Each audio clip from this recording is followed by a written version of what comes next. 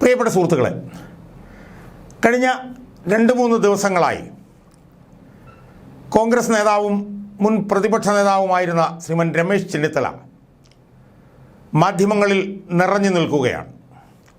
എല്ലാ മാധ്യമങ്ങളും രമേശ് ചെന്നിത്തലയുമായി ബന്ധപ്പെട്ട ഒരു പൊളിറ്റിക്കൽ ഡെവലപ്മെൻറ്റ് നിരന്തരം ചർച്ച ചെയ്തുകൊണ്ടിരിക്കുകയാണ്. ആ ഡെവലപ്മെൻറ്റ് എന്ന് പറയുന്നത് രമേശ് ചെന്നിത്തലയെ ഈ മന്നം ജയന്തി അതുമായിട്ടുള്ള അതാണെന്നാണ് എൻ്റെ ഓർമ്മ. അല്ലെങ്കിൽ NSS അവരുടെ ആസ്ഥാനത്തേക്ക് ജനുവരി 2-ാം തീയതി അദ്ദേഹത്തെ ക്ഷണിച്ചിരിക്കുന്നു. അന്ന് ആമുഖ പ്രഭാഷണം നടത്താൻ വേണ്ടിയിട്ടാണ് രമേശ് ചെന്നിത്തലയെ അങ്ങോട്ട് ക്ഷണിച്ചിരിക്കുന്നത്. ഇത് സ്വാഭാവികമായും വലിയ വാർത്തയായി. അത് വലിയ വാർത്തയാകുന്നതിൽ തെറ്റൊന്നുമില്ല. കാരണം കഴിഞ്ഞ 11 വർഷക്കാലമായി NSSുമായി ഉണ്ടായിരുന്ന രമേശ് ചെന്നിത്തലയ്ക്കുണ്ടായിരുന്ന അഭിപ്രായ വ്യത്യാസങ്ങൾ പരിഹരിച്ചുകൊണ്ടാണ് രമേശ് ചെന്നിത്തലയെ ഇപ്പോൾ NSS ആസ്ഥാനത്തേക്ക് NSSൻ്റെ ഔദ്യോഗിക നേതൃത്വം ഒരു ആമുഖ പ്രഭാഷണം നടത്താൻ വേണ്ടിയിട്ട് ക്ഷണിച്ചിരിക്കുന്നു. സുഹൃത്തുക്കളെ, നമുക്കറിയാം 2011 രമേശ് ചെന്നിത്തല KPCC പ്രസിഡൻ്റായിരുന്ന സമയത്ത് അധികാരത്തിൻ്റെ താക്കോൽ സ്ഥാനത്തേക്ക് രമേശ് ചെന്നിത്തല കൊണ്ടുവരണം എന്ന് പറഞ്ഞുകൊണ്ട് NSSൻ്റെ ജനറൽ സെക്രട്ടറി ആയിട്ടുള്ള സുകുമാരൻ നായർ നടത്തിയിട്ടുള്ള ഒരു വിവാദ പ്രസംഗമുണ്ടായിരുന്നു. ആ പ്രസംഗമാണ് യഥാർത്ഥത്തിൽ രമേശ് ചെന്നിത്തലയും NSSും തമ്മിലുള്ള ആ ഒരു വിടവ് വർദ്ധിപ്പിച്ചത്. ആ പ്രസ്താവന വന്നതോടുകൂടി അത് രമേശ് ചെന്നിത്തലയ്ക്ക് വലിയ ക്ഷീണമായി. രമേശ് ചെന്നിത്തല പരസ്യമായി വന്നുകൊണ്ട് തൻ്റെ മതേതര ക്രെഡൻഷ്യൽസിന്, തൻ്റെ മതേതര പശ്ചാത്തലത്തിന് വലിയ ക്ഷീണമാണ് ആ പ്രസ്താവനയിലൂടെ സംഭവിച്ചതെന്നും തന്നെ ഒരു നായരായി താഴ്ത്തി കാണിച്ചുവെന്നും പരസ്യമായി അദ്ദേഹം പറഞ്ഞതിനെ തുടർന്ന് അന്ന് തുടങ്ങിയതാണ് ഈ NSSുമായിട്ടുള്ള രമേശ് ചെന്നിത്തലയുടെ അഭിപ്രായ വ്യത്യാസം. ആ അഭിപ്രായ വ്യത്യാസം 11 വർഷങ്ങൾക്ക് ശേഷം പരിഹരിക്കപ്പെടുമ്പോൾ സ്വാഭാവികമായും അത് വലിയ വാർത്തയാകും. അതാണിപ്പോൾ മാധ്യമങ്ങൾ ചർച്ച ചെയ്തുകൊണ്ടിരിക്കുന്നത്. അതിനിടയിൽ SNDPയുടെ ഒരു യോഗത്തിനും എന്തോ ഒരു പദയാത്ര, വൈക്കത്തുനിന്ന് മറ്റോ തുടങ്ങുന്നൊരു പദയാത്രയിലേക്കും രമേശ് ചെന്നിത്തലയെ ക്ഷണിച്ചിട്ടുണ്ട്. അതും ചർച്ചയായിട്ടുണ്ട്. അപ്പോൾ ഇതെല്ലാം തന്നെ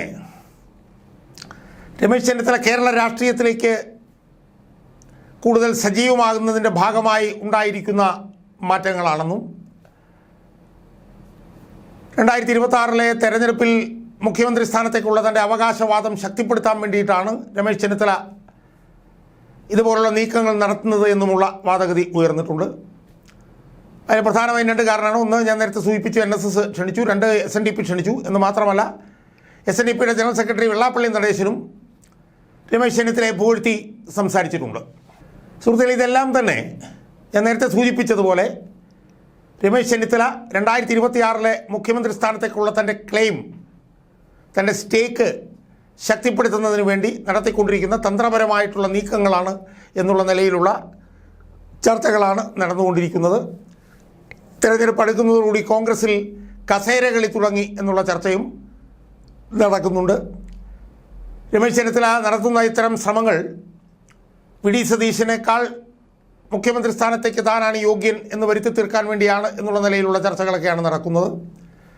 മറുഭാഗത്ത് നടക്കുന്ന ചർച്ചയെന്ന് പറഞ്ഞാൽ, മരാമൺ കൺവെൻഷനിൽ 10 ശേഷം VD സതീശനെ പ്രസംഗിക്കാൻ മുഖ്യ പ്രഭാഷകനായി വിളിച്ചു. അപ്പോൾ അതിനൊരു മറുപടി എന്നുള്ള നിലയിലാണ് ഇപ്പുറത്ത് നടക്കുന്ന മാറ്റങ്ങൾ എന്നും വാദഗതികളുണ്ട്.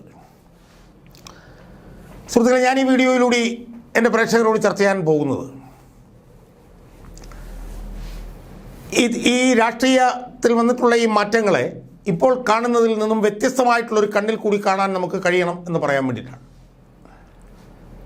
സ്വാഭാവികമായും രമേശ് ചെന്നിത്തലയ്ക്ക് 2026 തെരഞ്ഞെടുപ്പിൽ മുഖ്യമന്ത്രി സ്ഥാനാർത്ഥിയാകാൻ യോഗ്യതയുണ്ടോ എന്ന് ചോദിച്ചാൽ ഉണ്ട് എന്ന് തന്നെയാണ് എൻ്റെ അഭിപ്രായം.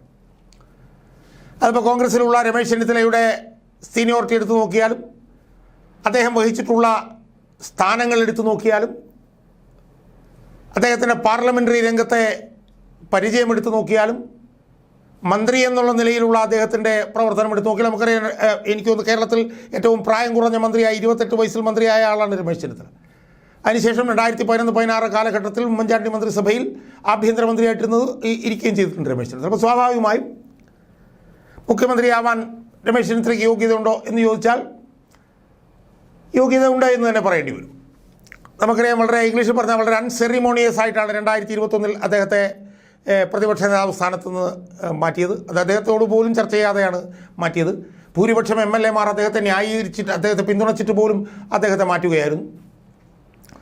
എന്ന് മാത്രമല്ല, സതീശൻ എന്ന് പറഞ്ഞ പ്രതിപക്ഷ നേതാവിൻ്റെ കഴിഞ്ഞ 3.5 വർഷത്തെ പ്രവർത്തനം കൂടെ എടുത്തു നോക്കിയാൽ ഉറപ്പായും 2026 മുഖ്യമന്ത്രി സ്ഥാനാർത്ഥിയാകേണ്ടത് ചെന്നിത്തലയാണെന്ന് സതീശനെ പിന്തുണയ്ക്കുന്നവർ പോലും പറയുന്നുണ്ട് എന്നുള്ളതാണ് വസ്തുത. അതവിടെ നിൽക്കട്ടെ. അപ്പോൾ അദ്ദേഹം ഒരു യോഗ്യനാണ്, അതിന് യാതൊരു തർക്കവുമില്ല.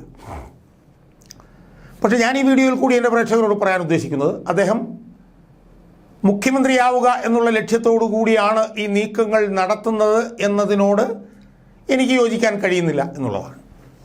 ആ നീക്കം ഒരുപക്ഷെ, ആ ആഗ്രഹം ഒരുപക്ഷെ അദ്ദേഹത്തിൻ്റെ മനസ്സിലുണ്ടാകുമോ എന്ന് ചോദിച്ചാൽ ആഗ്രഹം ഉണ്ടാവില്ല എന്നൊന്നും ഞാൻ പറയുന്നില്ല. കാരണം അദ്ദേഹത്തിന് 66-67 വയസ്സായി.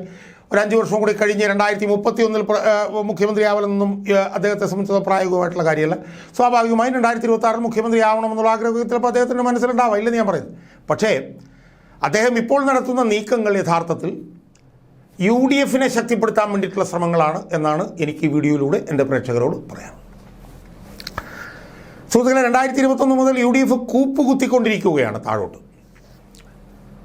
കാരണം രണ്ടാം പിണറായി സർക്കാർ അധികാരത്തിൽ വന്നതിന് ശേഷം സർക്കാർ വിരുദ്ധ വികാരം അതിൻ്റെ പാരമ്യത്തിലാണ് ഇപ്പോൾ നിൽക്കുന്നത്. അതിൻ്റെ പാരമ്യത്തിൽ ഒരുപക്ഷെ ഒരു CPM സർക്കാരിനെതിരെ ഇത്രയേറെ വലിയ ഭരണവിരുദ്ധ വികാരം ഉണ്ടായിട്ടുണ്ടാവും എന്നാരും പറയുന്നില്ല, ആർക്കും പറയാൻ കഴിയില്ല. അത്രയ്ക്ക് ശക്തമായിട്ടുള്ള ഭരണവിരുദ്ധ വികാരമാണ് ഈ സർക്കാരിനെതിരെ.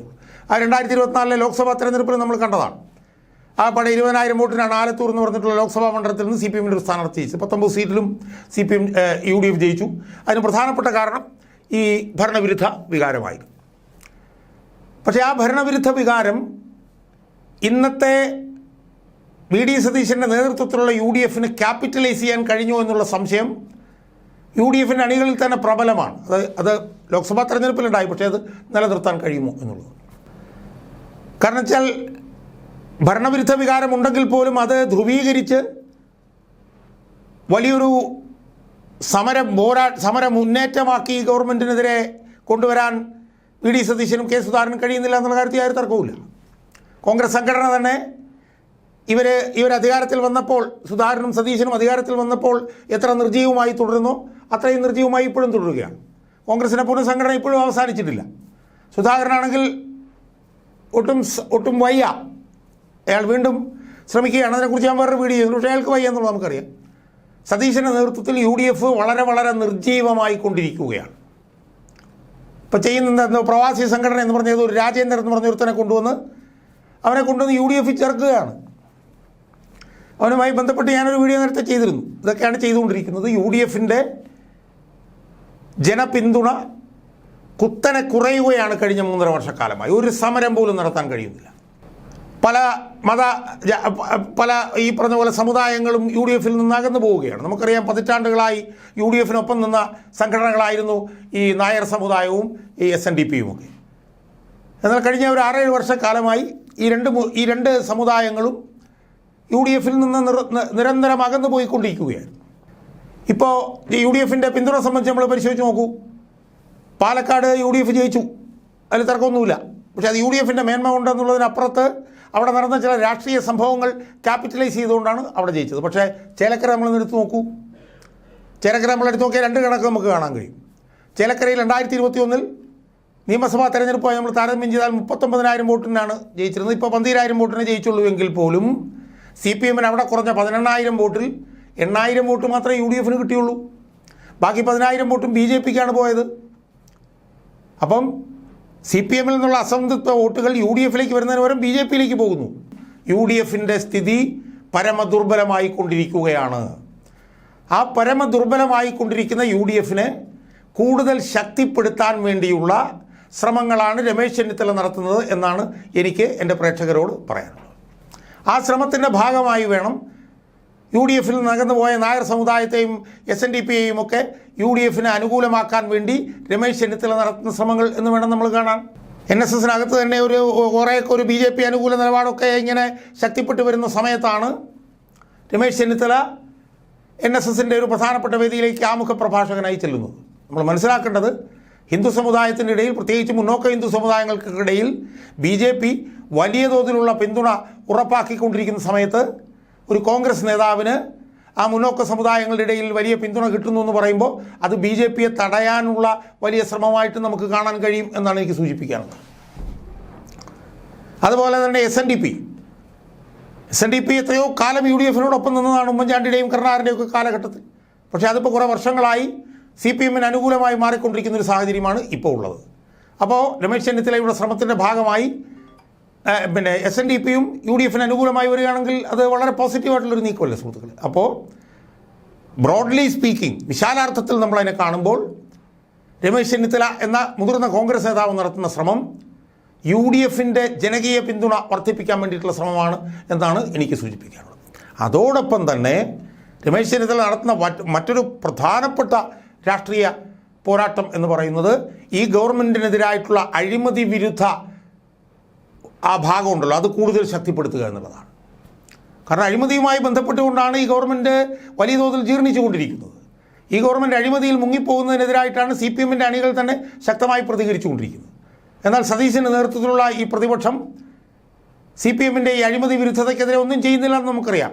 അവിടെയും നിർണായകമായിട്ടുള്ള ഒരു ഇടപെടലാണ് രമേശ് ചെന്നിത്തല നടത്തിക്കൊണ്ടിരിക്കുന്നത്. നമുക്കറിയാമല്ലോ, ഒന്നാം പിണറായി സർക്കാരിൻ്റെ കാലത്ത് പ്രതിപക്ഷ നേതാവ് എന്നുള്ള നിലയിൽ ഒരുപാട് അഴിമതി ആരോപണങ്ങൾ പിണറായി സർക്കാരിനെതിരെ കൊണ്ടുവന്നു. ഈ ഗവൺമെൻറ് വന്നതിന് ശേഷവും സതീശനെ അപേക്ഷിച്ച് നോക്കുമ്പോൾ അഴിമതി ആരോപണങ്ങൾ കൂടുതൽ കൊണ്ടുവന്നത് രമേശ് ചെന്നിത്തലയാണ്. ഈ ഗവൺമെൻറ് വന്നതിന് ശേഷം ഉണ്ടായ ഏറ്റവും പ്രധാനപ്പെട്ട ഒരു അഴിമതി എന്ന് പറയുന്നത് AI ക്യാമറയുമായി ബന്ധപ്പെട്ടാണ്. അത് രമേശ് ചെന്നിത്തലയാണ് കൊണ്ടുവന്നത്. ഇപ്പോൾ വന്ന ഈ മണിയാർ ജലവൈദ്യുത പദ്ധതിയുമായി ബന്ധപ്പെട്ടുകൊണ്ടുള്ള ഈ അഴിമതിയും രമേശ് ചെന്നിത്തലയാണ് പുറത്തു കൊണ്ടുവന്നിരിക്കുന്നത്. അപ്പോൾ സ്വാഭാവികമായി നമ്മൾ നോക്കുമ്പോൾ നമുക്ക് കാണാൻ കഴിയുന്നത് UDFിൻ്റെ നഷ്ടപ്പെട്ട ജനപിന്തുണ ഉറപ്പാക്കുക, UDFിന് നഷ്ടപ്പെട്ട സാമുദായിക പിന്തുണ ഉറപ്പാക്കുക, UDFിൻ്റെ അഴിമതി വിരുദ്ധ പോരാട്ടം കൂടുതൽ ശക്തിപ്പെടുത്തുക. ഇത് 3 ലക്ഷ്യങ്ങളുമാണ് കേരളത്തിൽ ഇന്നുള്ളതിൽ വെച്ച് ഏറ്റവും മുതിർന്ന നേതാവായിട്ടുള്ള രമേശ് ചെന്നിത്തല നടത്തുന്നത് എന്നാണ് എനിക്ക് തോന്നുന്നത്. കാരണം രമേശ് ചെന്നിത്തലയെ പോലെ ഇത്രയും മുതിർന്ന ഒരു കോൺഗ്രസ് നേതാവ് കേരളത്തിൽ വേറെയില്ല. ഇത്രയധികം സ്ഥാനങ്ങൾ വഹിച്ചിട്ടുള്ള കോൺഗ്രസ് നേതാവ് വേറെയില്ല. ഇത്രയധികം സ്ഥാനങ്ങൾ പാർലമെൻ്ററി രംഗത്ത് വഹിച്ചിട്ടുള്ള ഒരു നേതാവ് വേറെയില്ല. ആഭ്യന്തരമന്ത്രി ഉൾപ്പെടെയുള്ള സ്ഥാനങ്ങൾ വഹിച്ചിട്ടുള്ള രമേശ് ചെന്നിത്തലയെ പോലൊരു നേതാവ് കേരളത്തിലില്ല. അപ്പോൾ സ്വാഭാവികമായും UDFിൻ്റെ നഷ്ടപ്പെട്ട ജനപിന്തുണ വീണ്ടെടുക്കാനുള്ള ശ്രമത്തിൻ്റെ ഭാഗമായിട്ടാണ് രമേശ് ചെന്നിത്തല നടത്തുന്ന ഈ ശ്രമങ്ങളെ നമ്മൾ കാണേണ്ടത്. ആ ശ്രമങ്ങൾ ഒരുപക്ഷെ നാളെ രമേശ് ചെന്നിത്തലയെ മുഖ്യമന്ത്രി സ്ഥാനത്തേക്ക് എത്തിക്കഴിഞ്ഞാൽ അതിൽ തെറ്റൊന്നും ആർക്കും പറയാൻ കഴിയില്ല. ആഗ്രഹം ചിലപ്പോൾ അദ്ദേഹത്തിൻ്റെ മനസ്സിലുണ്ടാവുകയും ചെയ്യാം. പക്ഷേ അദ്ദേഹത്തിൻ്റെ മനസ്സിലുള്ള ഏറ്റവും പ്രധാനപ്പെട്ട ഒരു ലക്ഷ്യമെന്ന് പറയുന്നത് അടുത്ത തെരഞ്ഞെടുപ്പിൽ LDFിനെ തോൽപ്പിക്കാൻ ശക്തിയുള്ള ഒരു UDFിനെ സൃഷ്ടിച്ചെടുക്കുക എന്നാണ് എനിക്ക് തോന്നുന്നത്. അതിൻ്റെ ഭാഗമായിട്ട് വേണം UDFിൽ നിന്ന് അകന്നു പോയിക്കൊണ്ടിരിക്കുന്ന സാമുദായിക സംഘടനകളെ UDFിലേക്ക് തിരികെ കൊണ്ടുവരാൻ വേണ്ടി അദ്ദേഹം നടത്തുന്ന ശ്രമങ്ങളെ കാണാൻ എന്നുകൂടി നമ്മൾ ഈ അവസരത്തിൽ മനസ്സിലാക്കേണ്ടതാണ് എന്നാണ് എനിക്ക് എൻ്റെ പ്രേക്ഷകരോട് പറയാനുള്ളത്.